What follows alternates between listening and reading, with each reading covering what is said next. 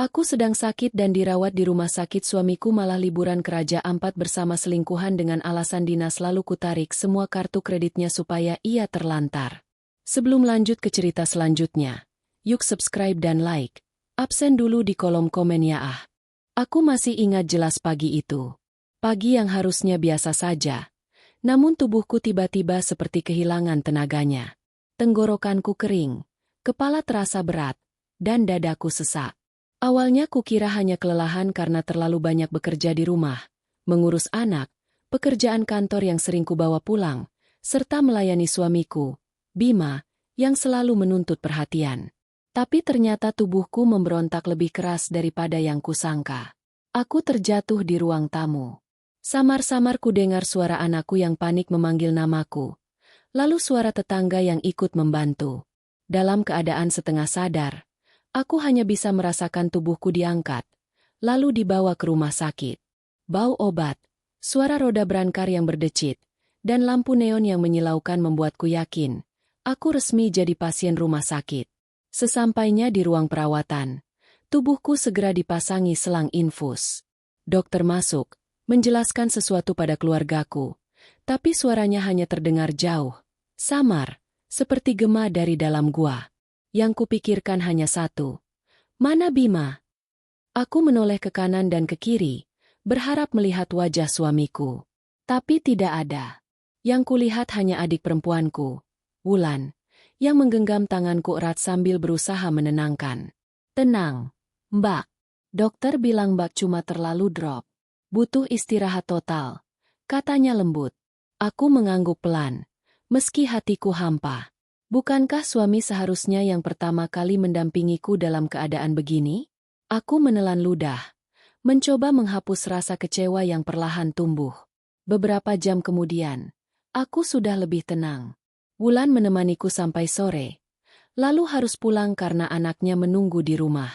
Aku menahan senyum, berkata bahwa aku baik-baik saja. Padahal sebenarnya, dalam hati aku berteriak ingin ditemani. Telepon genggamku bergetar. Nama Bima muncul di layar. Aku buru-buru mengangkatnya, berharap mendengar suara khawatirnya. Sayang, aku dengar kamu di rumah sakit ya. Suaranya terdengar, datar. Tidak ada panik, tidak ada gentar. Hanya sekadar basa-basi. Aku mencoba tegar. Iya, Mas. Aku tadi jatuh, terus dibawa ke rumah sakit. Dokter bilang aku harus rawat inap beberapa hari. Oh begitu. Kebetulan banget aku lagi ada urusan dinas keluar kota. Jadi mungkin aku nggak bisa jenguk dulu. Kamu istirahat aja ya. Jangan mikir yang aneh-aneh. Jawabnya cepat. Aku terdiam. Rasanya ingin bertanya. Memangnya apa yang lebih penting daripada menemani istrimu yang sakit? Tapi suaraku tertahan di kerongkongan. Baik. Mas, hanya itu yang keluar. Setelah panggilan berakhir, aku menatap layar ponsel lama-lama. Dadaku terasa semakin sesak, bukan hanya karena penyakit, tapi juga karena rasa kecewa. Aku mencoba memaklumi. Mungkin benar Bima sedang dinas penting. Tapi, tidakkah hatinya tergerak sedikit saja untuk melihatku, menyentuhku, memastikan aku baik-baik saja? Hari-hari berikutnya di rumah sakit terasa panjang. Setiap jam, suara mesin monitor berdenting. Setiap kali suster masuk mengganti infus atau memberikan obat, aku selalu berharap ada kejutan. Mungkin Bima akan masuk diam-diam, membawakan bunga, atau sekadar duduk di sampingku. Tapi harapan itu tak pernah terjadi. Aku menatap keluar jendela. Matahari sore menyinari halaman rumah sakit yang penuh pepohonan. Di bangku taman, kulihat seorang pasien lansia ditemani istrinya. Mereka duduk berdua, tertawa kecil meski tubuh sang suami terlihat lemah. Aku menunduk. Air mataku jatuh. Mengapa aku tidak bisa merasakan hal yang sama? Bukankah aku pun berhak mendapatkan cinta dan perhatian seperti itu? Malam itu, aku terbangun karena suara ponsel. Sebuah pesan masuk dari Bima. Maaf ya sayang. Aku nggak bisa telpon. Besok aku harus berangkat lebih jauh lagi. Kemungkinan sinyal bakal susah. Kamu jangan keras kepala ya. Ikuti kata dokter. Aku menatap pesan itu lama sekali. Tidak ada kalimat, aku rindu kamu. Tidak ada kata-kata, aku ingin cepat pulang menemanimu. Semua dingin. Aku menutup ponsel dengan tangan gemetar. Air mataku mengalir deras. Tubuhku mungkin sedang sakit, tapi hatiku lebih sakit lagi. Di antara rasa lemah itu, aku mulai menyadari sesuatu. Selama ini aku terlalu sibuk berusaha jadi istri yang baik, menyiapkan segala kebutuhannya, mengatur keuangan rumah tangga, bahkan sering menutupi kekurangannya di depan keluarga besar. Tapi, apakah semua itu dihargai? Aku menatap langit-langit kamar rumah sakit. Putih, dingin, kosong. Sama seperti perasaan hatiku saat ini. Keesokan paginya, dokter datang memeriksa kondisiku. Ia tersenyum ramah, berkata bahwa kondisiku bisa membaik asal aku mau benar-benar istirahat dan menjaga pikiran. Aku tersenyum seadanya. Padahal pikiranku jauh dari kata tenang. Setelah dokter pergi, aku membuka ponsel. Tak ada pesan dari Bima. Tidak ada kabar sama sekali. Rasanya aku sedang sakit seorang diri. Padahal aku punya suami. Aku mencoba menenangkan hati dengan menonton televisi kecil yang tergantung di kamar. Berita tentang pariwisata muncul, menampilkan keindahan laut biru, pasir putih, dan gugusan Pulau Raja Ampat yang memukau. Aku tersenyum kecil, membayangkan betapa indahnya berada di sana. Tapi entah kenapa, hatiku justru berdebar kencang, seperti mendapat firasat buruk yang tak bisa kujelaskan. Aku memejamkan mata, mencoba tidur lagi. Tapi bayangan wajah Bima terus muncul di kepalaku, bercampur dengan rasa sakit di tubuhku. Malam itu aku berdoa dalam hati. Ya Tuhan, jika memang dia masih peduli padaku, tolong lembutkan hatinya. Tapi jika dia sudah tidak lagi, berikan aku kekuatan untuk menghadapi kenyataan. Dan tanpa kusadari, doa itu akan segera terjawab dengan cara yang paling menyakitkan. Sudah 4 hari aku dirawat di rumah sakit. Tubuhku memang perlahan membaik, tapi hatiku justru makin keropos. Bima masih belum sekalipun datang menjenguk. Pesan-pesannya semakin singkat, kadang hanya sekadar, "Gimana kabar?" atau "Minum obat jangan lupa."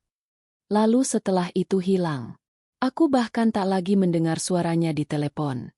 Aku mencoba menghibur diri sendiri. Mungkin benar dia sibuk dinas, kataku pada hati yang terus berusaha percaya. Tapi semakin hari, semakin sulit untuk menepis rasa curiga yang tumbuh di dalam dada. Siang itu, Wulan datang membawa makanan rumah. Ia duduk di kursi samping ranjangku, menatapku dengan tatapan iba. "Mbak, kamu kelihatan pucat sekali. Sudah nggak usah mikirin yang macam-macam. Fokus sembuh aja."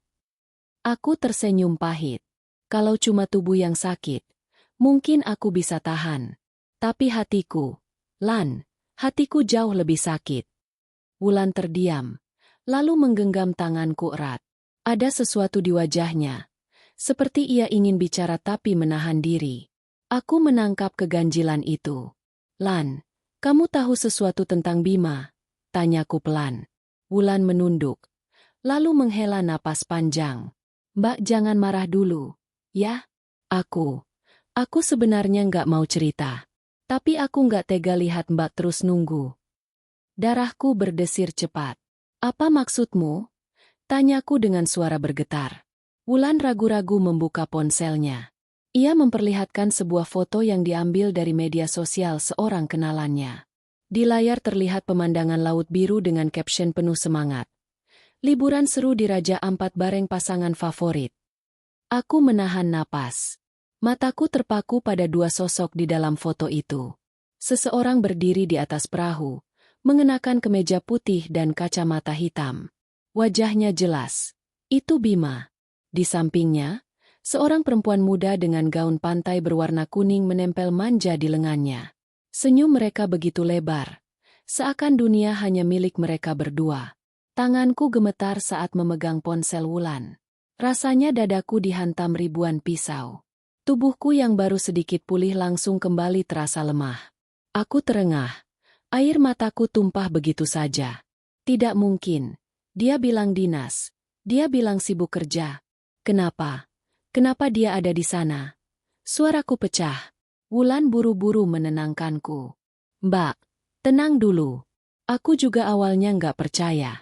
Tapi aku dapat kabar dari teman yang kebetulan satu pesawat sama Bima. Katanya Bima jalan sama cewek itu. Bukan urusan kantor. Dan Mbak tahu sendiri, Raja Ampat itu destinasi liburan, bukan tempat dinas. Aku menutup wajah dengan kedua tangan. Dunia seolah runtuh di hadapanku. Selama aku terbaring di ranjang rumah sakit, berharap ditemani, Bima justru bersenang-senang dengan selingkuhannya di surga tropis. Aku merasa seperti orang bodoh. Selama ini aku percaya penuh pada setiap ucapannya, menutup mata pada banyak kejanggalan. Aku ingat kembali malam-malam ketika ia pulang larut dengan alasan rapat, akhir pekan yang sering ia habiskan, dinas luar kota, dan sikap dinginnya belakangan ini. Ternyata semua itu petunjuk yang sengaja kuabaikan. Air mataku mengalir deras. Jadi selama aku sakit, dia di sana, tertawa, bahagia, seakan aku nggak pernah ada. Wulan menatapku dengan iba. Mbak, aku tahu ini berat, tapi kamu harus kuat. Jangan biarkan sakit hati ini bikin Mbak tambah drop. Anggap saja ini jawaban dari doa Mbak kemarin. Tuhan memang kasih tahu kebenarannya sekarang. Aku teringat doaku malam itu, meminta petunjuk apakah Bima masih peduli atau tidak. Dan kini jawabannya datang, meski dengan cara yang paling menghancurkan. Aku berbaring kembali, menatap langit-langit kamar. Bayangan wajah Bima bersama perempuan itu terus menghantui pikiranku. Suaranya, senyumnya, bahkan tatapan matanya yang dulu penuh cinta kini hanya terasa sebagai kebohongan belaka. Malam itu aku tidak bisa tidur. Aku terus memandangi foto itu di ponsel Wulan, meski ia berkali-kali memintaku berhenti. Setiap kali kulihat, hatiku semakin remuk. Tapi di saat yang sama, ada bara kemarahan yang mulai tumbuh. Aku ini istrinya, Lan. Aku yang menemaninya dari nol, yang mengatur semua keuangan rumah tangga, yang menutupi semua kekurangannya. Tapi lihat, dia malah mempermainkan aku begini. Ucapku lirih, tapi penuh dendam. Wulan menatapku cemas. Mbak, jangan terlalu marah. Takutnya kesehatan Mbak makin drop. Nanti kalau sudah kuat, baru pikirkan langkah selanjutnya. Aku mengangguk, meski hatiku bergejolak. Untuk pertama kalinya, aku merasa tak ingin lagi hanya diam dan menerima. Aku lelah menjadi istri yang sabar tapi terus dikhianati. Esok harinya, aku memberanikan diri membuka media sosialku sendiri. Dan benar saja, beberapa foto lain muncul. Kali ini dari akun seorang travel blogger yang kebetulan satu rombongan dengan mereka. Bima terlihat jelas, tersenyum bahagia dengan perempuan itu di tepi pantai, memegang minuman kelapa, berpose seperti pasangan bulan madu. Tangan dan wajahku panas. Dadaku bergemuruh. Aku ingin menjerit, ingin mengamuk. Tapi tubuhku lemah. Satu-satunya yang bisa kulakukan hanyalah menggenggam erat selimutku sambil menangis. Namun di sela tangis itu, sebuah tekad mulai tumbuh. Jika selama ini aku selalu diam, kali ini tidak. Aku tidak akan membiarkan pengkhianatan ini berlalu begitu saja. Aku menatap foto mereka sekali lagi. Senyum puas di wajah Bima justru menjadi bahan bakar untukku. Baiklah, Bima. Kalau kamu pikir bisa meninggalkanku sendirian saat aku sakit, lalu berpesta dengan perempuan lain, maka kamu salah besar. Aku akan tunjukkan siapa sebenarnya yang berkuasa dalam rumah tangga ini. Untuk pertama kalinya setelah beberapa hari, aku merasa sedikit bersemangat. Bukan semangat karena sembuh, melainkan semangat karena kemarahan yang mendidih. Aku sadar, inilah awal dari balas dendamku. Dan aku akan memulainya dengan cara yang tidak akan pernah dia lupakan. Aku menatap langit-langit kamar rumah sakit yang putih pucat. Suara mesin infus berdetak pelan, seperti detak jam yang mengingatkanku pada perjalanan waktu. Tapi bukan hanya waktu yang terlintas di kepalaku. Kenangan-kenangan tentang pernikahanku bersama Bima menyerbu, menekan dadaku dengan rasa sesak yang jauh lebih berat daripada sakit fisik yang kurasakan. Aku menutup mata. Dan tiba-tiba aku kembali pada hari itu, hari pernikahanku. Aku masih ingat jelas bagaimana Bima berdiri gagah di pelaminan, mengenakan jas hitam sederhana tapi terlihat berwibawa. Senyum lebarnya mengembang saat ia menatapku berjalan mendekat, mengenakan kebaya putih dengan kerudung panjang. Semua orang bersorak bahagia, keluarga kami berpelukan, dan aku merasa hidupku lengkap. Saat itu, aku yakin aku telah menemukan pasangan hidup yang akan menemaniku sampai tua. Aku masih ingat bagaimana ia menggenggam tanganku di hadapan penghulu. Demi Allah, aku terima nikahnya. Suara itu gemetar tapi tegas. Dan aku pun menitikkan air mata haru. Dalam hati, aku berjanji akan menjadi istri yang setia, apapun rintangannya.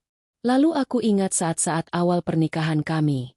Kami tinggal di rumah kontrakan kecil, jauh dari kata mewah. Kami sering makan hanya dengan lauk sederhana, bahkan pernah hanya nasi dan sambal. Tapi aku bahagia, karena kami hadapi semua itu bersama-sama. Aku yang dulu rela bekerja ekstra, bahkan menabung dari gaji kecilku untuk membantu Bima merintis usaha kecilnya. Aku yang menemaninya ketika ia gagal, ketika ia stres, ketika ia hampir menyerah.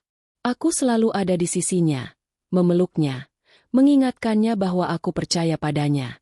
Dan kini, semua pengorbanan itu seakan lenyap begitu saja. Janji yang dulu diucapkan di pelaminan seakan tidak berarti apa-apa. Aku sakit, aku rapuh, tapi suamiku justru memilih berpesta dengan perempuan lain di surga tropis. Aku menarik napas panjang, menahan tangis yang kembali mengalir. Luka ini bukan sekadar pengkhianatan. Luka ini seperti tamparan yang mengingatkanku bahwa aku terlalu percaya, terlalu bodoh, terlalu mencintai. Ku coba mengingat lagi momen-momen kecil yang dulu membuatku bahagia. Bima pernah membawakan aku setangkai bunga saat ulang tahun pernikahan kami yang kedua, meski hanya bunga jalanan. Aku bahagia bukan karena bunganya, tapi karena perhatiannya. Ia pernah memelukku erat setelah aku keguguran dulu, menangis bersamaku, berjanji akan selalu melindungiku. Ia pernah bilang, aku nggak akan pernah ninggalin kamu, apapun yang terjadi. Kalimat itu sekarang terasa seperti lelucon kejam. Karena pada kenyataannya, ia meninggalkanku justru di saat aku paling membutuhkan. Mataku beralih ke meja kecil di samping ranjang, di mana cincin pernikahan kami masih melingkar di jari manisku. Aku memandanginya lama. Cincin sederhana yang dulu kami beli dengan tabungan seadanya, saat kami masih merangkak bersama. Aku ingat betul Bima berkata, cincin ini mungkin sederhana, tapi cintaku padamu gak akan pernah sederhana. Aku terisak. Rasanya ingin melepaskan cincin ini sekarang juga. Tapi ada sesuatu yang menahanku. Bukan karena aku masih ingin percaya pada cintanya, melainkan karena cincin ini menjadi bukti. Bukti bahwa aku pernah dikhianati dengan begitu kejam oleh orang yang paling kupercaya. Siang itu, Wulan kembali menjenguk. Ia membawa buah dan senyum lembut. Tapi begitu melihat wajahku yang bengkak karena menangis, ia langsung tahu aku sedang kembali tenggelam dalam kenangan. Mbak, jangan siksa diri dengan mengingat hal-hal lama. Itu cuma bikin sakit hati makin dalam, katanya sambil mengelus pundakku. Aku menghela napas panjang. Lan, aku cuma nggak bisa berhenti mikir. Kenapa dia tega? Bukankah dulu dia yang selalu bilang aku segalanya buat dia? Bukankah dia yang janji nggak akan pernah ninggalin aku? Aku nggak ngerti lagi. Wulan menggenggam tanganku erat.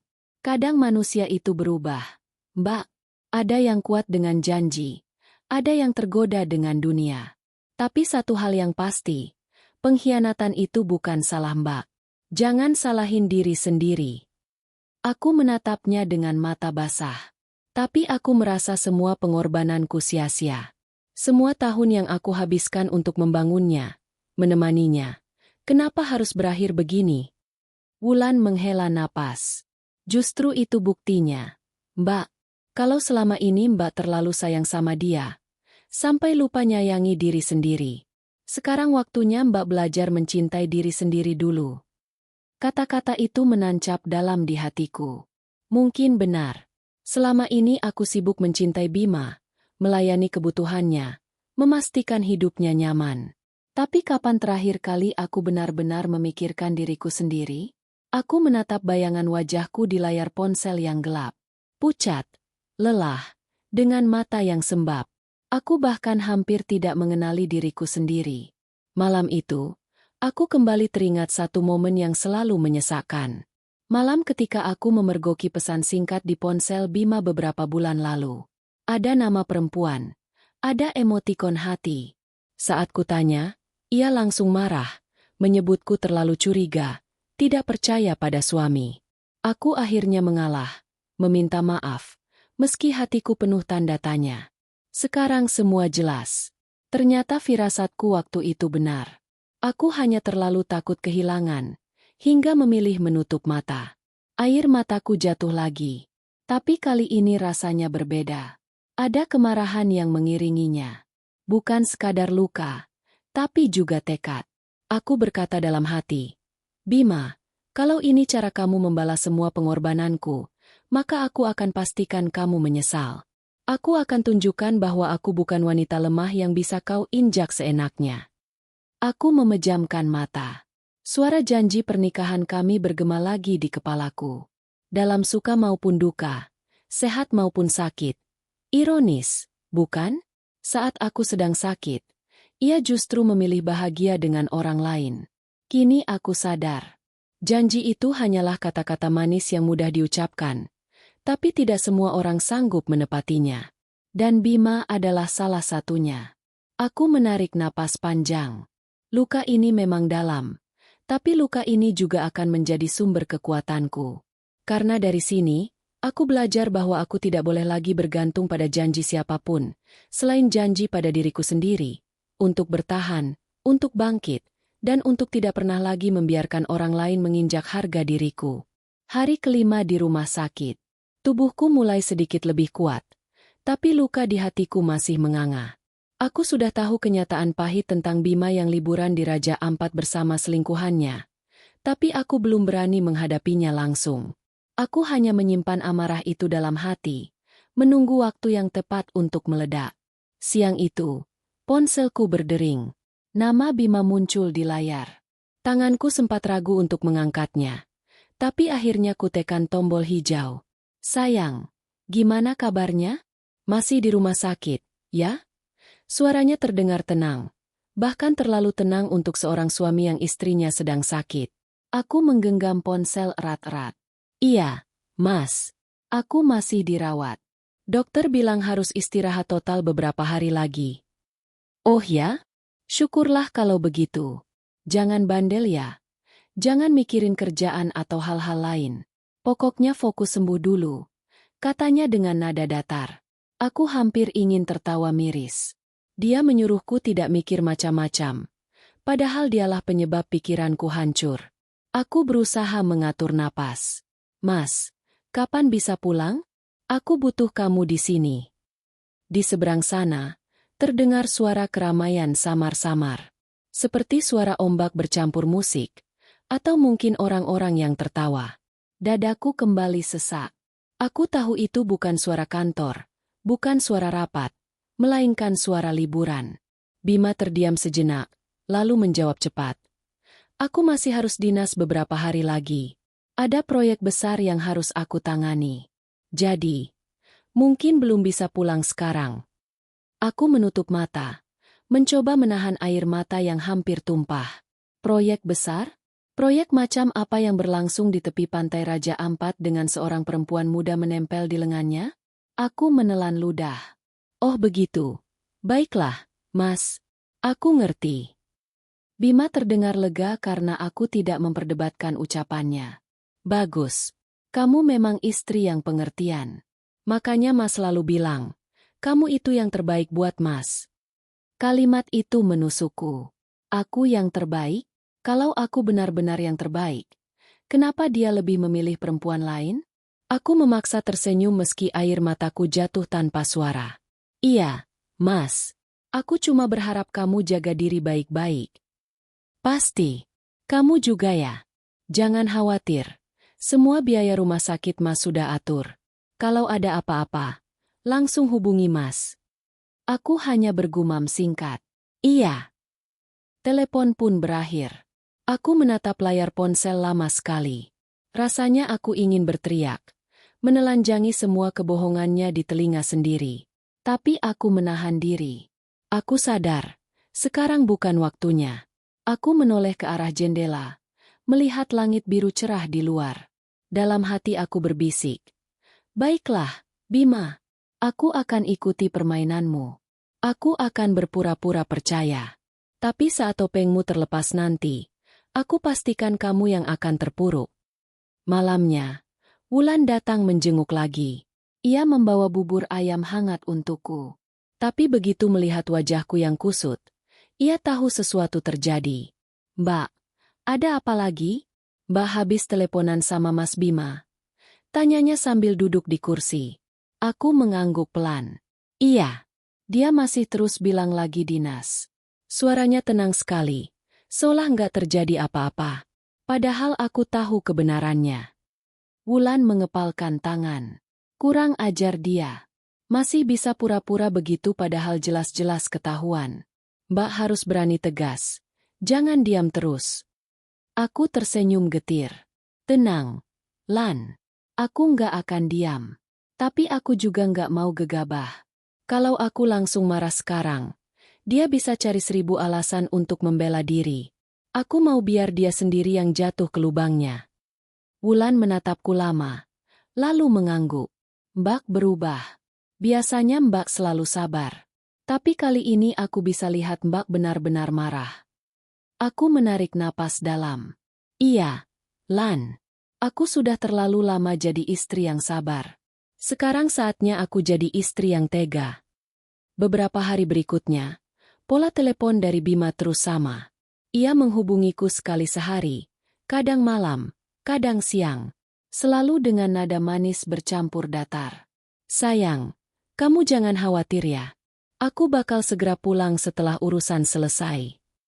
Sayang, kamu jangan stres, biar cepat sembuh. Sayang, kamu istirahat aja, jangan pikir macam-macam." Semua kata-katanya manis di permukaan, tapi aku tahu itu hanya topeng. Topeng yang menutupi kenyataan bahwa ia sedang bersenang-senang dengan perempuan lain. Yang membuatku lebih sakit, ia berusaha tetap terlihat sebagai suami yang bertanggung jawab. Ia memastikan semua biaya rumah sakit lancar. Ia mengirim transfer tambahan ke rekening rumah tangga. Ia bahkan menyuruh adiknya menjengukku sesekali. Semua itu seperti sandiwara agar orang-orang tetap melihatnya sebagai suami yang baik. Aku menatap wajahku di cermin kecil di meja. "Bima, kamu memang pandai sekali memainkan peran. Tapi kamu lupa, setiap topeng pasti ada waktunya untuk jatuh." Suatu malam, aku tidak bisa menahan diri. Aku membuka akun media sosial si perempuan itu. Dan benar saja, ada unggahan baru, foto mereka berdua di atas kapal, dengan caption, "Liburan impian bersama orang tersayang." Terima kasih sudah bikin aku bahagia. Aku ingin muntah melihatnya. Tanganku bergetar menahan amarah. Sementara aku di sini berjuang melawan sakit, dia berpose mesra di pantai. Tapi aku tidak membiarkan emosiku meledak. Aku justru menyimpan semua foto itu, mengumpulkan bukti sebanyak mungkin. Aku tahu, bukti inilah yang nanti akan menjatuhkan Bima. Aku tersenyum tipis, meski air mataku tetap mengalir. Mainlah sepuasmu sekarang, Bima, karena sebentar lagi, aku akan membuatmu menyesal sudah mempermainkanku. Pagi berikutnya, Bima kembali menelepon. "Sayang, semalam kamu tidur nyenyak enggak?" tanyanya ramah. Aku tersenyum pahit. "Lumayan, Mas. Aku mimpi indah. Mimpi lihat kamu jalan-jalan." Dia terdiam sebentar. "Oh ya?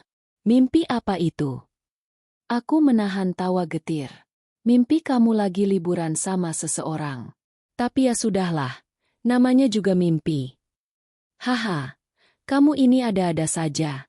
Jangan kebanyakan mikir. Aku ini kerja, bukan liburan," katanya cepat. Aku hanya menjawab singkat. "Iya, Mas. Aku percaya kok." Kalimat terakhir itu kuberikan dengan nada penuh ironi. Aku tahu dia tidak menyadarinya, tapi dalam hatiku, aku bersumpah. Percayaanku padanya sudah mati sejak hari aku melihat foto itu.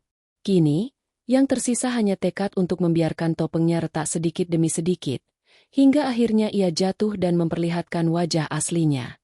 Dan aku akan ada di sana untuk menyaksikannya. Sejak hari aku melihat foto Bima bersama perempuan itu di Raja Ampat, hatiku tidak pernah lagi sama.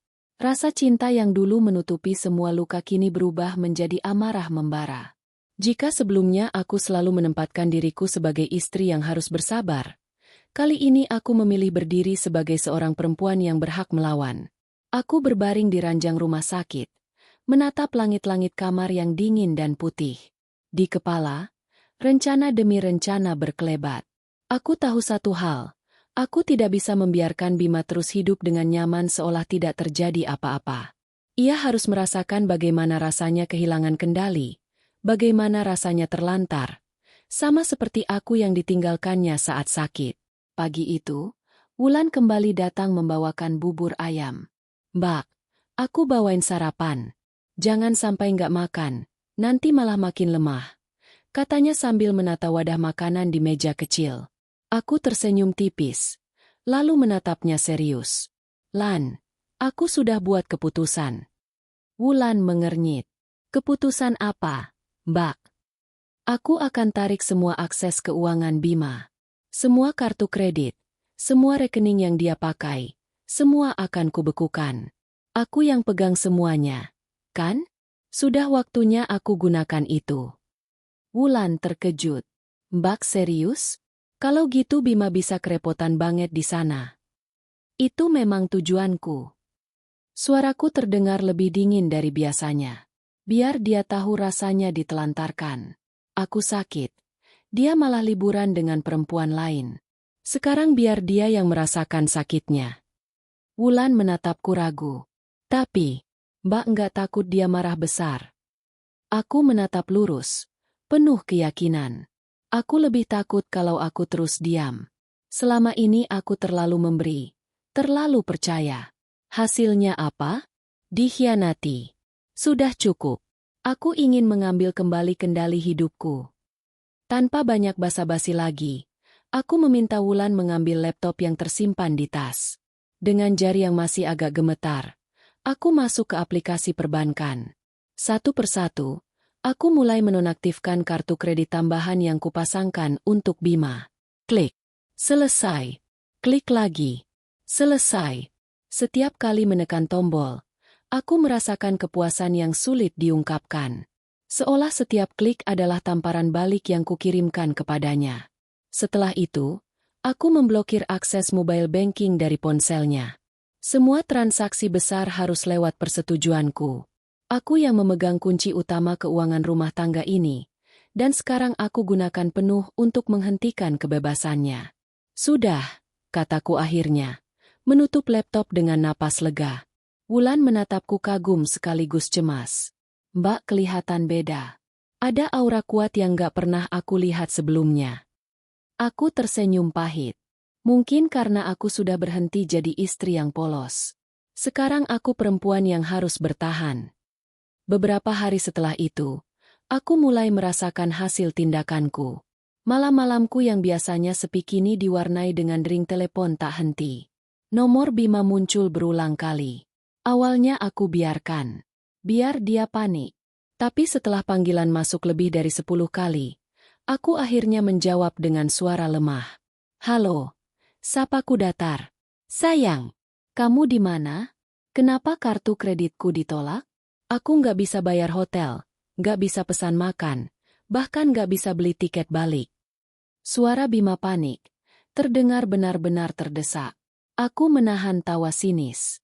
"Oh, jadi sekarang kamu baru ingat aku. Ini serius. Sayang, aku lagi dalam masalah besar. Aku nggak bawa uang tunai cukup. Tolong aktifkan lagi kartunya. Aku janji jelasin nanti kalau sudah pulang." Hatiku mendidih mendengar kebohongan itu. "Kamu janji? Sama seperti janji untuk selalu ada buatku? Sama seperti janji waktu di pelaminan, untuk tidak meninggalkan aku dalam sakit dan sehat? Janji yang sama yang kamu injak-injak saat berlibur dengan perempuan itu." Hening di seberang. Hanya terdengar suara napas Bima yang berat. Kamu tahu?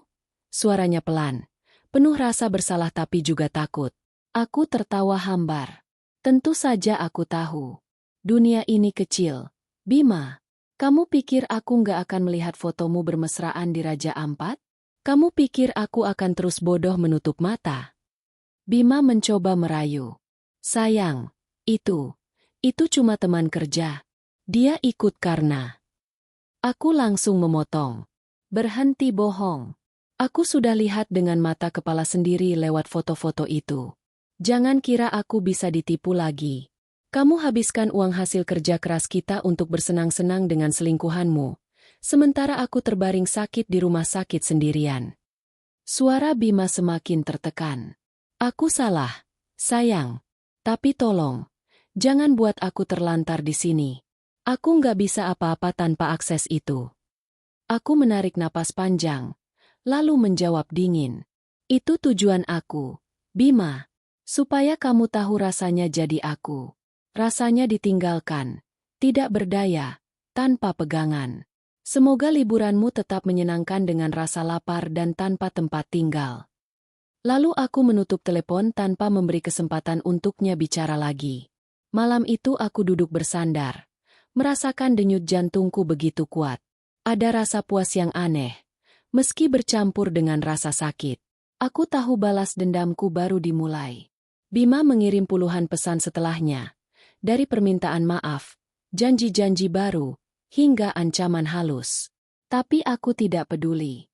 Bagiku, semua kata-katanya sudah mati. Wulan yang duduk di sampingku sempat khawatir. Mbak, kamu yakin kuat menghadapi ini? Aku takut Mbak jadi tambah stres. Aku menatapnya mantap. Aku harus kuat. Selama ini aku hidup dalam kebohongan. Sekarang aku hidup dengan kebenaran. Memang pahit, tapi ini lebih baik daripada dibutakan oleh cinta palsu. Aku memandangi layar ponsel dengan notifikasi tak berhenti dari Bima. Ada satu pesan terakhir yang membuatku tersenyum sinis. Aku nggak bisa pulang kalau kamu begini. Kamu tega banget. Kamu istri macam apa? Aku mengetik balasan singkat. Aku istri yang kamu tinggalkan saat sakit. Jangan tanya aku macam apa. Tanyakan dirimu sendiri. Suami macam apa kamu? Setelah itu, aku mematikan ponsel. Untuk pertama kalinya dalam beberapa minggu terakhir, aku tidur dengan nyenyak. Di dalam mimpi, aku melihat Bima kebingungan, berjalan di jalanan asing tanpa uang, tanpa tempat, tanpa genggaman tangan selingkuhannya yang kini mungkin juga menyesal. Dan aku hanya berdiri jauh, menatapnya dengan tatapan puas. Itu baru permulaan. Balas dendamku baru saja dimulai. Bima tidak pernah menyangka hidupnya bisa jungkir balik hanya dalam hitungan jam.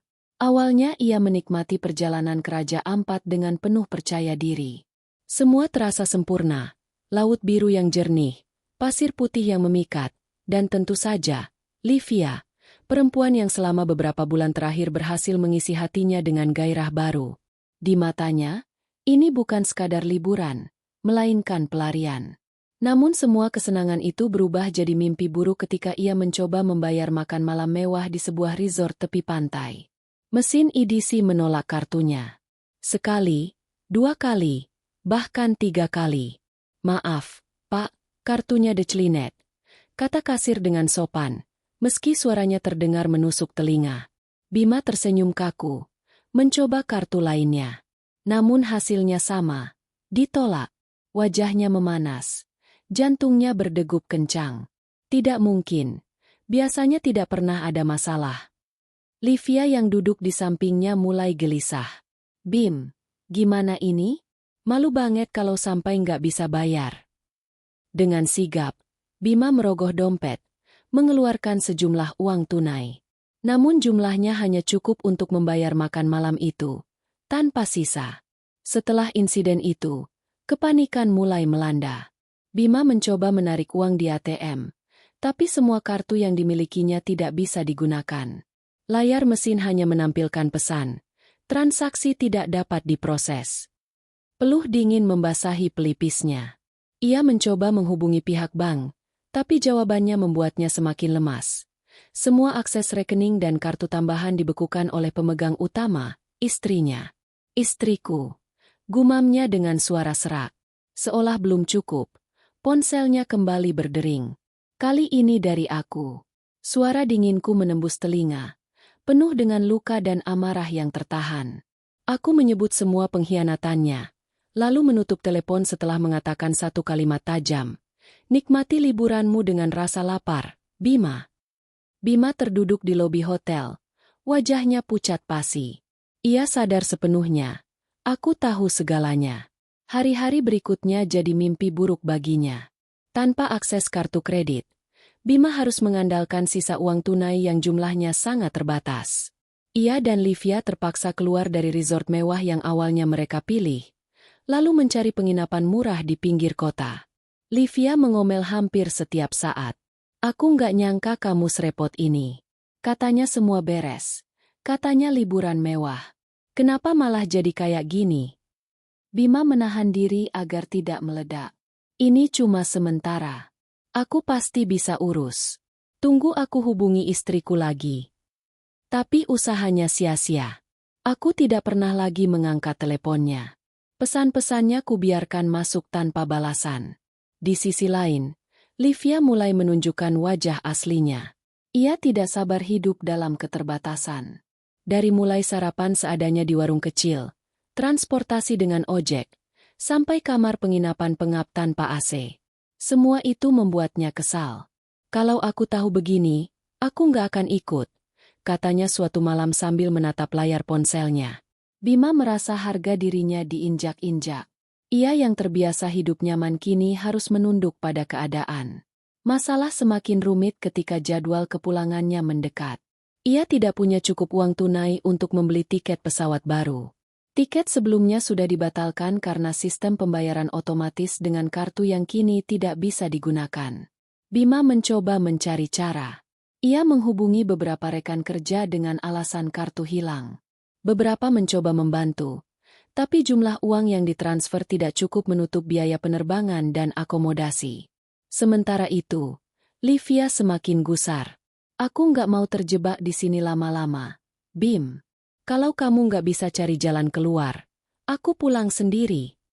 Kata-kata itu menusuk hati Bima. Perempuan yang selama ini membuatnya melupakan aku, ternyata juga tidak benar-benar peduli. Ketika kenyamanan hilang, rasa cintanya pun menguap. Malam itu, Bima terduduk di teras penginapan murah. Suara deburan ombak yang biasanya menenangkan kini hanya menambah kepedihan. Ia menatap ponselnya, melihat pesan-pesan yang ia kirim padaku. Sayang, maafkan aku. Aku janji jelasin semua kalau pulang. Tolong aktifkan kartunya. Aku nggak bisa apa-apa di sini. Kamu tega banget. Aku bisa terlantar. Semua tanpa balasan. Di balik kepanikan itu, ada satu hal yang paling menyiksanya, rasa malu. Ia, seorang lelaki yang dikenal sukses di mata keluarga dan teman, kini terjebak di negeri orang tanpa uang. Lebih parah lagi, ia tahu bahwa semua ini bukan kecelakaan, melainkan hasil dari tindakanku. Bima tidak pernah menyangka aku yang selama ini lembut bisa begitu tegas. Ia teringat sumpah pernikahan kami, ketika ia berjanji akan menjagaku dalam suka dan duka. Namun nyatanya, ketika aku terbaring sakit, ia memilih tertawa dengan perempuan lain di tepi pantai. Rasa bersalah mencengkeram hatinya, bercampur dengan penyesalan. Tapi semua itu sudah terlambat. Aku sudah melihat wajah aslinya, dan aku sudah mulai melawan. Hari-hari di Raja Ampat yang awalnya penuh tawa berubah menjadi neraka bagi Bima. Ia harus mengencangkan ikat pinggang, tidur di kamar sempit. Bahkan kadang harus berhutang pada orang lokal untuk sekadar makan. Livia akhirnya benar-benar meninggalkannya. Dengan bantuan keluarganya, ia membeli tiket sendiri dan terbang lebih dulu, meninggalkan Bima dalam keterpurukan. Bima marah, tapi lebih dari itu ia merasa hancur. Ia ditinggalkan perempuan yang selama ini ia bela, sementara istrinya, aku, yang seharusnya ia jaga, justru yang membuatnya jatuh. Dalam keputusasaan, ia kembali mencoba menghubungiku. Kali ini bukan dengan amarah, melainkan dengan suara lirih. Aku salah besar. Aku hancur tanpa kamu. Tolong, Jangan biarkan aku terdampar begini. Namun aku tetap diam. Di kamar rumah sakit, aku menatap layar ponsel tanpa ekspresi. Setiap pesan darinya menjadi bukti betapa kini aku yang berkuasa. Dan aku tahu, ini baru awal. Balas dendamku belum selesai. Hari-hari berlalu dengan cepat di rumah sakit. Tubuhku perlahan mulai pulih. Tapi hatiku masih penuh dengan luka. Meski begitu, ada sesuatu yang berbeda kini. Aku merasa lebih kuat. Bukan karena sakitku berkurang, melainkan karena aku sudah berani mengambil kendali atas hidupku sendiri. Setiap kali membuka ponsel, deretan pesan dari Bima menumpuk, tapi tak satu pun kubalas. Ada yang berisi permintaan maaf, ada juga yang penuh rayuan, bahkan ancaman terselubung. Semua kubiarkan menggantung. Aku tidak lagi menangis setiap kali mengingat wajahnya bersama Livia. Tidak ada lagi rasa rindu yang dulu selalu membutakan. Yang tersisa kini hanyalah perasaan getir, dan kekuatan baru yang tak pernah kuduga sebelumnya. Pagi itu, Wulan datang dengan membawa majalah. Ia duduk di samping ranjangku, lalu meletakkan majalah itu di meja. "Mbak, aku baca artikel ini tadi di warung kopi. Katanya perempuan yang dikhianati biasanya punya dua pilihan, tetap bertahan dengan luka, atau bangkit dengan harga diri." Aku melirik sampul majalah itu. Ada judul besar yang berbunyi, "Bangkit dari Pengkhianatan." Aku tersenyum pahit. Aku rasa aku sudah memilih. Lan, aku tidak mau lagi jadi istri yang hanya bisa menunggu dan memaafkan. Aku harus berdiri dengan harga diriku sendiri. Wulan mengangguk. Matanya berbinar. Itu baru Mbak yang aku kenal. Selama ini aku lihat Mbak terlalu baik, terlalu percaya. Tapi sekarang, Mbak punya kesempatan untuk bangkit. Aku memejamkan mata sejenak, membiarkan kata-kata itu meresap. Selama ini aku memang terbiasa menempatkan kebahagiaan Bima di atas segalanya. Aku mengatur keuangan, aku menutupi kekurangannya, aku berusaha jadi istri yang sempurna. Tapi apa balasannya? Pengkhianatan. Tidak. Aku tidak boleh lagi menukar harga diriku dengan cinta palsu. Siang itu, aku kembali membuka pesan-pesan dari Bima. Kali ini aku membacanya dengan tenang. "Sayang, aku sudah nggak punya siapa-siapa di sini. Livia ninggalin aku. Tolong jangan diam terus. Aku tahu aku salah besar. Aku hilaf. Tapi jangan hukum aku begini. Aku nggak kuat. Aku janji berubah. Aku janji nggak akan ulangi lagi. Pulang nanti aku akan jelaskan semuanya." Aku tersenyum sinis. Kata-kata manis itu terasa hambar. Aku bisa membayangkan wajahnya yang panik, ketakutan, bahkan mungkin merasa hina. Tapi bukankah itu sepadan dengan apa yang aku alami? Namun di balik kepuasan itu, aku juga merasakan sesuatu yang lain, sebuah pencerahan. Aku menyadari bahwa hidupku tidak boleh lagi bergantung pada Bima.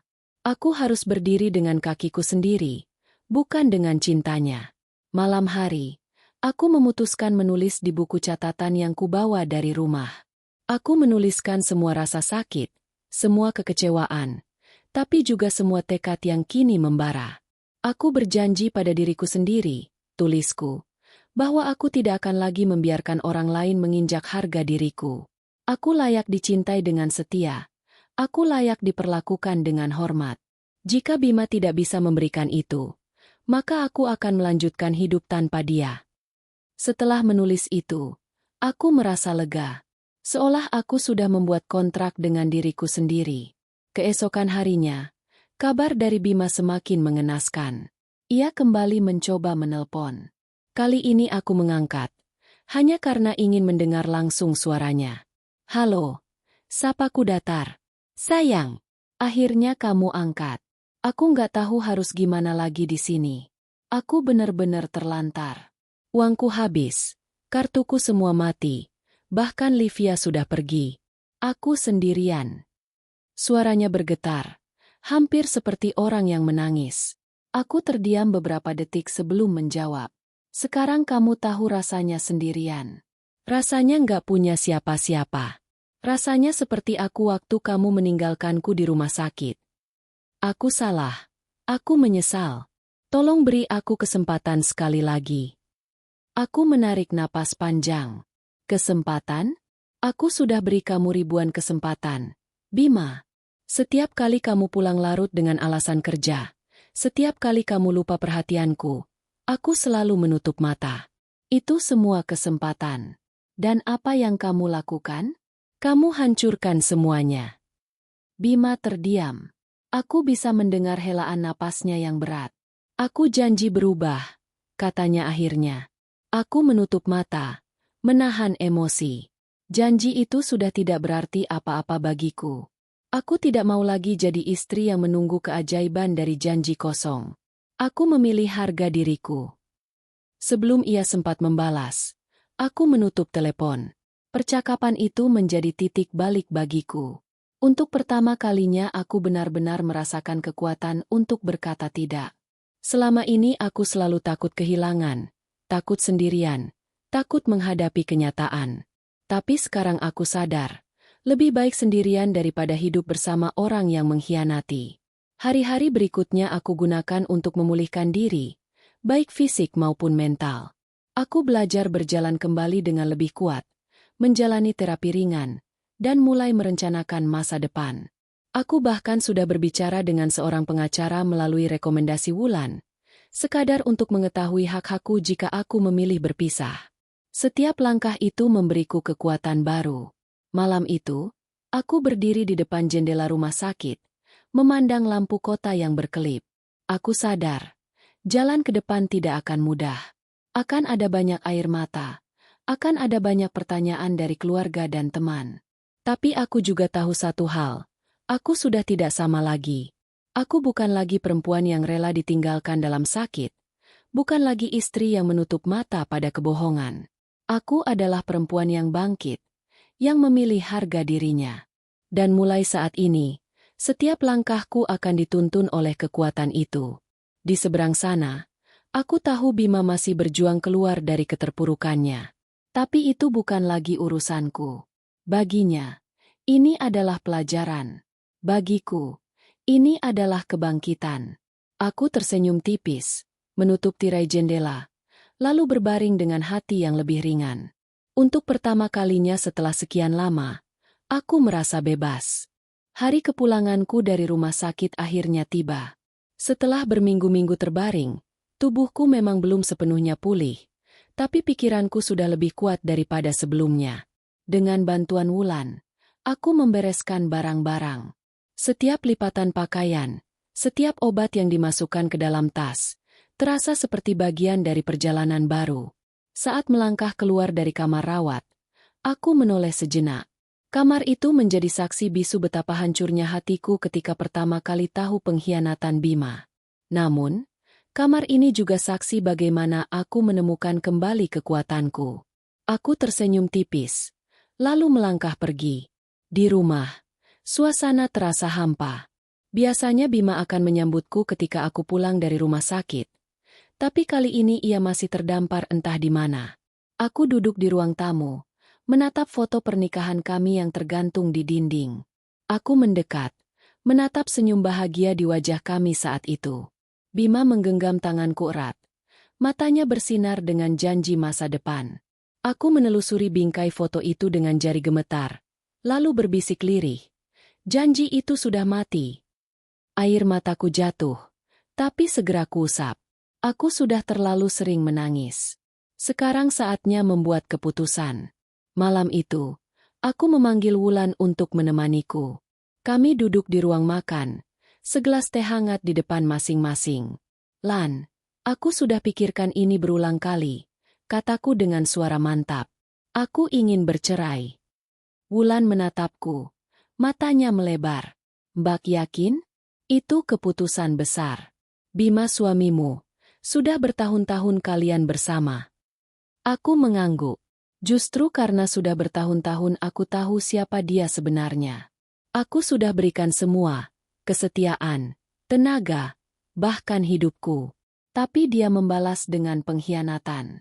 Aku nggak bisa lagi membangun rumah di atas pondasi rapuh. Wulan menggenggam tanganku. "Aku dukung apapun keputusan Mbak. Tapi Mbak harus siap dengan semua konsekuensinya. Aku tahu, jawabku lirih.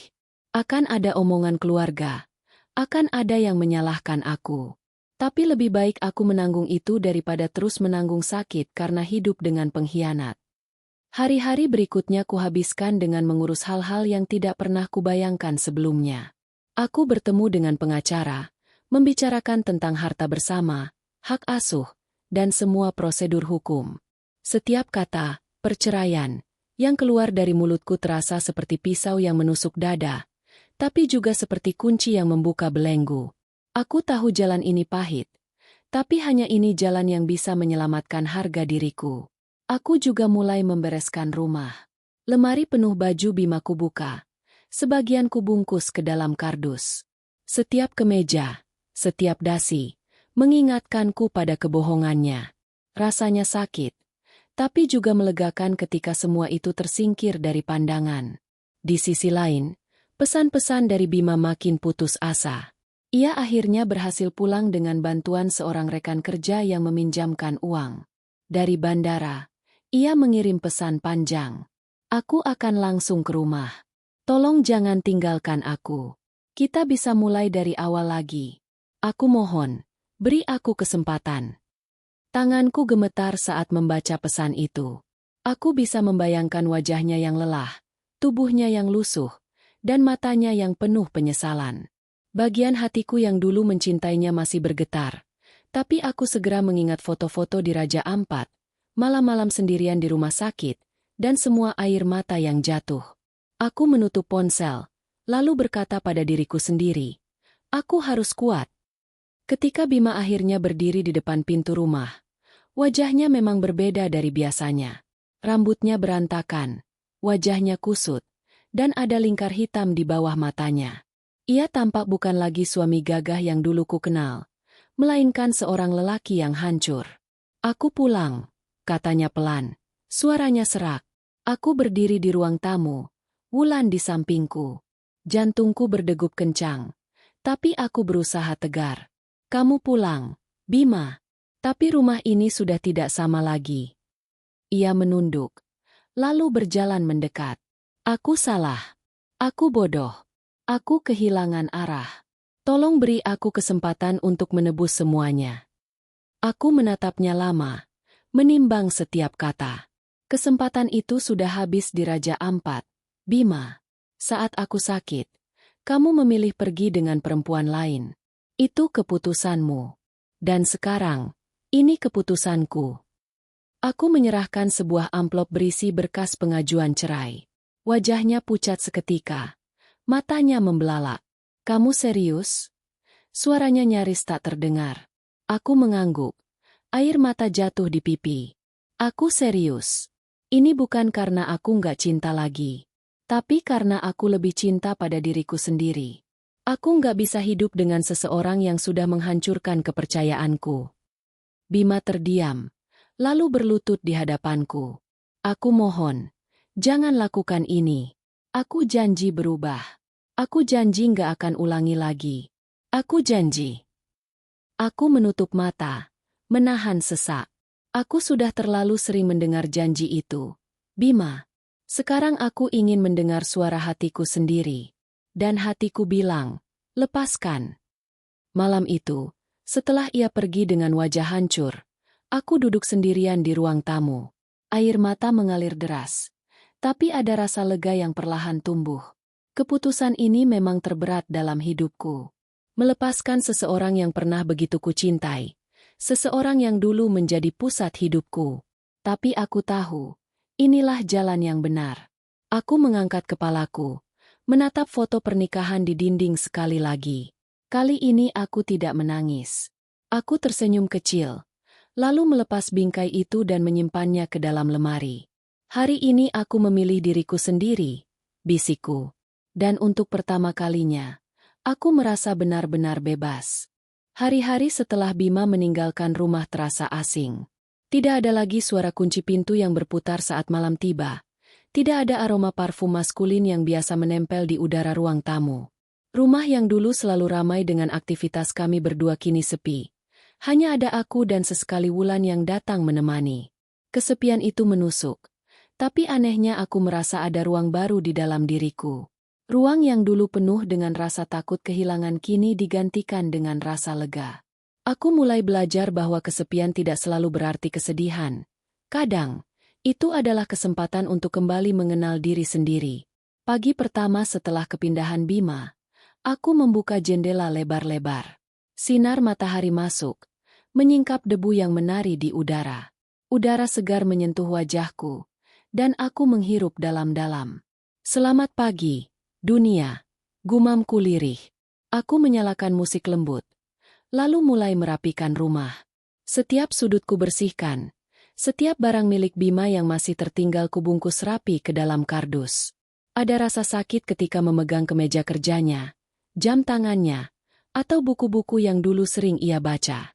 Tapi setiap kali aku memasukkannya ke dalam kardus, hatiku terasa sedikit lebih ringan.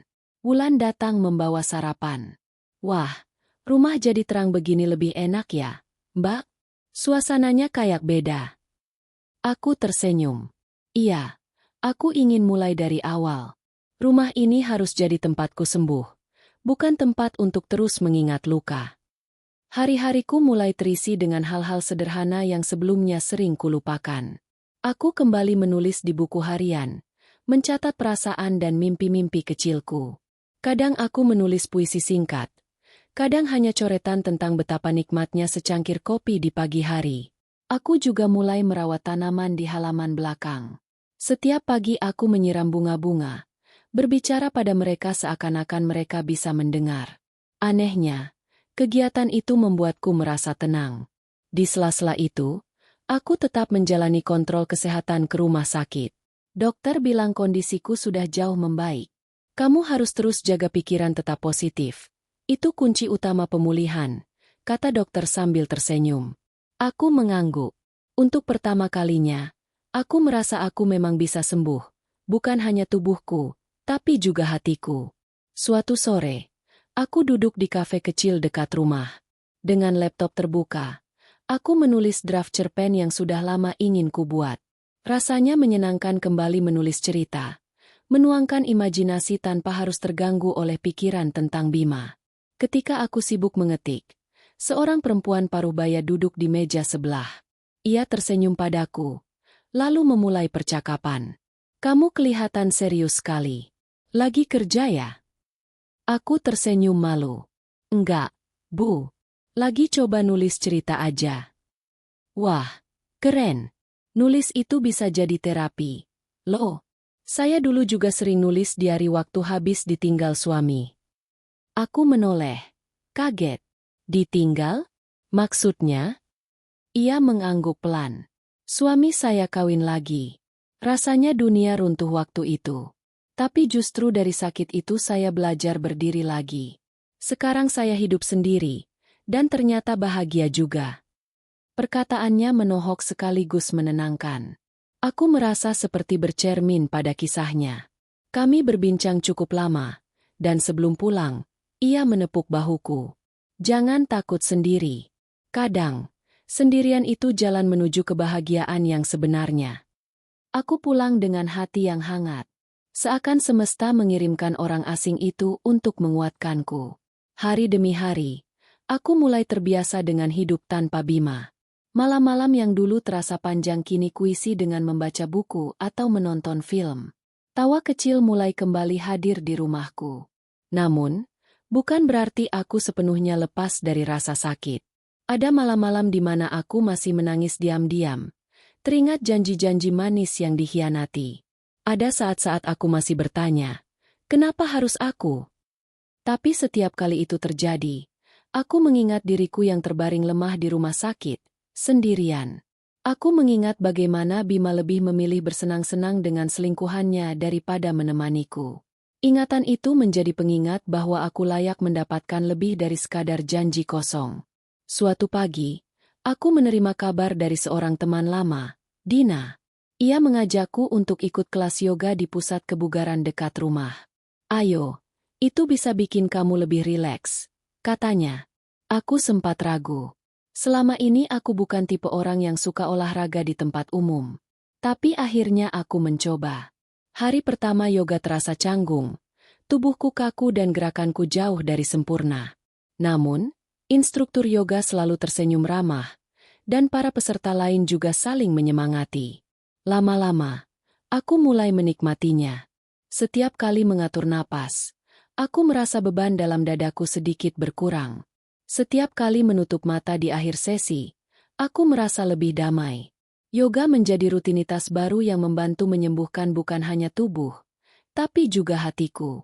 Wulan sering kagum melihat perubahan diriku. Mbak, aku bangga banget. Mbak kelihatan lebih kuat sekarang. Lebih bahagia juga. Aku tersenyum. Aku masih belajar. Lan, kadang masih ada rasa sakit. Tapi aku nggak mau terjebak di situ terus. Perceraian bukan akhir dari hidup, lanjutku. Justru ini awal untuk aku menemukan diriku lagi. Wulan memelukku erat. Aku yakin Mbak akan jadi jauh lebih baik ke depannya. Suatu malam, aku menulis di buku harianku. Hari ini aku merasa berbeda. Luka ini memang belum hilang sepenuhnya. Tapi aku mulai bisa tersenyum tulus lagi. Mungkin memang butuh waktu lama untuk benar-benar sembuh. Tapi setidaknya aku sudah berada di jalan yang benar. Aku tidak lagi terikat pada masa lalu. Aku memilih masa depan. Aku menutup buku harian itu, lalu tersenyum. Untuk pertama kalinya, aku tidak merasa hampa meski sendirian. Ada kehangatan yang tumbuh dari dalam, kehangatan yang berasal dari keberanian memilih diriku sendiri. Malam itu, sebelum tidur, aku berdiri di depan cermin. Aku menatap pantulan diriku, wajah yang masih ada sisa lelah. Mata yang sedikit bengkak karena banyak menangis, tapi juga ada kilau baru di sana. Aku bangga padamu, bisikku pada bayangan diriku. Kamu sudah bertahan sejauh ini. Kamu berhak bahagia. Dan malam itu, aku tidur dengan hati yang lebih tenang daripada sebelumnya.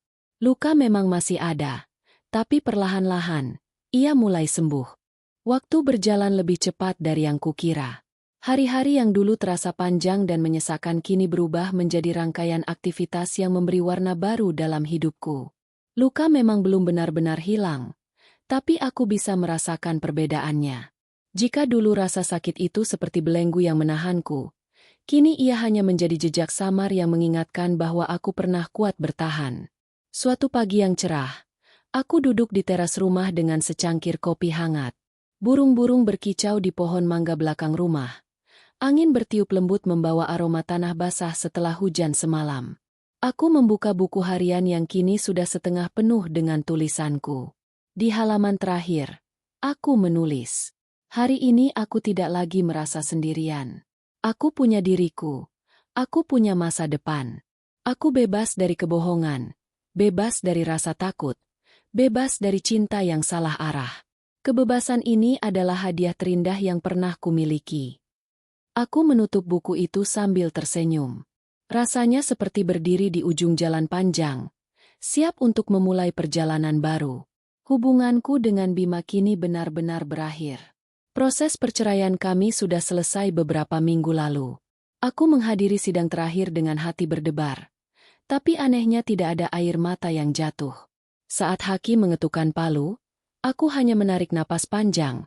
Seolah-olah beban berat yang menindih pundakku akhirnya runtuh. Bima sempat menatapku dengan mata merah, tapi aku hanya membalas dengan anggukan kecil. Tidak ada kebencian, hanya sebuah titik akhir.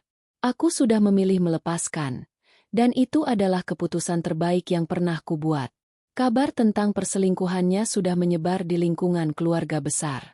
Ada yang menyalahkan aku karena mengambil langkah berani untuk bercerai.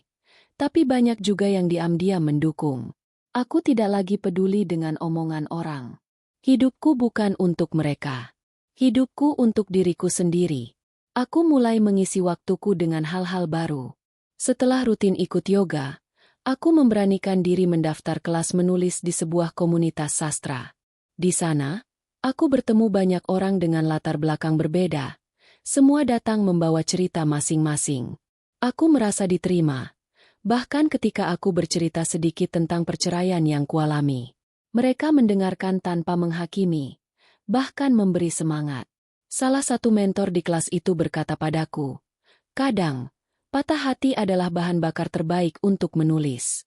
Gunakan itu, dan kau akan menemukan kekuatan di dalam kata-kata. Kata-katanya menancap di hati. Malam-malam berikutnya kuhabiskan menulis cerita tentang luka, tentang pengkhianatan, tentang keberanian seorang perempuan untuk memilih dirinya sendiri. Rasanya seperti terapi. Setiap kalimat yang kutulis, seolah aku sedang menjahit kembali potongan-potongan hatiku yang sempat hancur. Di sisi lain, aku mulai membuka diri untuk menikmati hidup dengan cara sederhana. Dina, temanku yang dulu mengajakku ikut yoga, sering mengajakku bepergian. Kadang hanya ke taman kota, kadang ke pantai terdekat. Lihat, Mbak, katanya suatu kali sambil menunjuk laut biru yang membentang. Dulu aku pikir bahagia itu hanya bisa didapat dari pasangan. Ternyata enggak. Bahagia itu kita ciptakan sendiri. Aku menatap ombak yang berkejaran, lalu tersenyum. Iya, sekarang aku mulai paham. Di pantai itu, aku berjalan tanpa alas kaki, membiarkan pasir menempel di kakiku. Angin laut membelai wajahku, dan aku merasa bebas. Untuk pertama kalinya setelah sekian lama, aku benar-benar menikmati momen tanpa bayangan masa lalu yang menghantui. Sementara itu, hubunganku dengan Wulan semakin erat. Ia bukan hanya sahabat, tapi seperti saudara sendiri. Ia yang dulu selalu ada saat aku terbaring di rumah sakit. Ia juga yang pertama mendukung keputusanku untuk bercerai. Suatu malam, kami duduk di balkon rumahku sambil memandang bintang. "Mbak, aku lihat sekarang Mbak jauh lebih bahagia," katanya pelan. Aku tersenyum. Aku belajar. Lan. Ternyata bahagia itu bukan karena orang lain. Bahagia itu karena kita memilih untuk berdamai dengan diri sendiri. Dan Mbak sudah berhasil melakukannya, jawab Wulan. Aku menatap bintang yang bertaburan di langit malam. Aku nggak tahu apa yang akan terjadi ke depan. Tapi sekarang aku nggak takut lagi. Aku siap melangkah. Suatu hari, tanpa sengaja aku bertemu Bima di sebuah pusat perbelanjaan. Ia terlihat lebih kurus, wajahnya kusut, dan tatapannya penuh penyesalan. Kami hanya berpapasan sebentar, tapi ia sempat memanggil namaku. Aku minta maaf, katanya dengan suara bergetar. Aku menatapnya tenang. Aku sudah memaafkanmu, Bima, tapi itu bukan berarti aku bisa kembali. Ia menunduk, lalu berlalu tanpa berkata apa-apa lagi. Anehnya, aku tidak merasa sakit. Tidak ada lagi sesak di dada. Tidak ada lagi air mata yang ingin jatuh. Hanya ada rasa lega. Legawa. Aku benar-benar sudah selesai dengan masa laluku. Beberapa minggu kemudian, aku menerima kabar bahwa cerpenku berhasil dimuat di sebuah majalah. Rasanya luar biasa. Aku membaca namaku tercetak di halaman itu dengan air mata haru. Semua sakit yang pernah kualami kini berubah menjadi karya. Menjadi bukti bahwa aku bisa bangkit. Aku menuliskan sebuah catatan kecil di buku harianku malam itu. Dulu aku takut sendirian. Dulu aku pikir tanpa Bima hidupku berakhir. Tapi ternyata, tanpa dia justru aku menemukan hidup yang sebenarnya. Aku menemukan kebebasan. Aku menemukan diriku. Kini, setiap pagi aku bangun dengan hati yang lebih ringan. Aku bekerja, menulis, berlatih yoga, dan merawat diriku dengan penuh cinta. Aku tidak lagi menunggu seseorang untuk melengkapiku, karena aku sudah utuh. Ada hari-hari ketika kesepian masih datang, tapi aku sudah tidak takut. Kesepian itu bukan lagi musuh, melainkan teman yang mengingatkan bahwa aku bisa bertahan sendiri. Aku tahu perjalanan ini belum berakhir. Akan ada tantangan baru, akan ada luka baru. Tapi aku juga tahu bahwa aku sudah cukup kuat untuk menghadapinya. Di depan cermin, aku menatap diriku sendiri dengan senyum yang tulus. Aku bebas, bisikku, dan aku bahagia. Untuk pertama kalinya dalam hidupku, aku benar-benar merasakan arti kebebasan. Kebebasan dari cinta yang salah, kebebasan dari rasa takut, kebebasan untuk memilih diriku sendiri. Dan di dalam kebebasan itu, akhirnya aku menemukan diriku yang sesungguhnya.